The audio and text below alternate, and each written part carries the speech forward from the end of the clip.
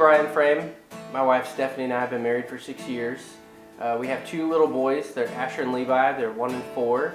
And even though we haven't had a full night's sleep in 4 years, they've been a huge blessing and have just molded and shaped us in this season of our lives. We love them very much.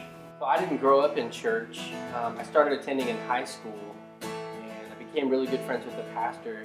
He invited me to run the worship team once. After a while, it was like a very small church, like 50 people out in the middle of the corner, and invited me to lead the worship team. And that's really where I got the foundation in learning the ins and outs of leading the team every single week for worship. Who breaks the power of sin and darkness? Whose love is mighty and so much stronger? The King of glory, the King above all kings. So after I met my wife, I moved down to Louisville, Kentucky, attended Bible college, and became the worship director at a church of almost 500 people. When I started there, they were transforming their worship services from a traditional service to a contemporary. They had 8 people on their worship team and a few people on their tech team. After 3 years, there were over 80 servants on the worship team, serving across 5 different teams, and we were still growing.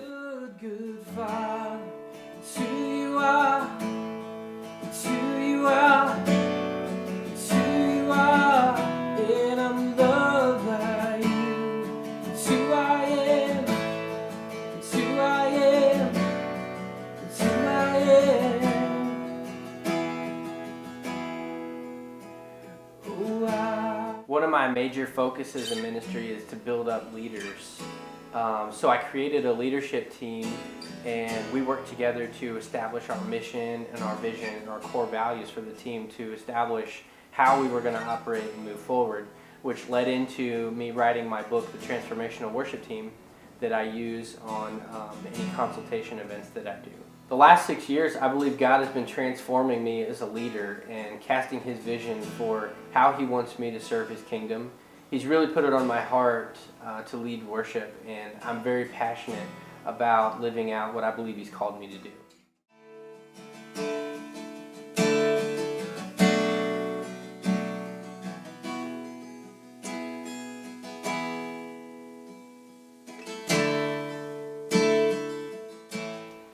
God's placed it on my heart to lead worship in the local church because at the very core of who we are relational people. We serve a relational God.